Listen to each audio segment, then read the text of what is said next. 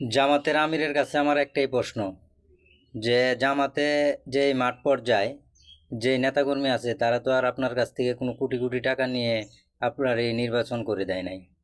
তারা তো আর নিঃস্বার্থে জামাতের পিছনে তারা কাজ করছে।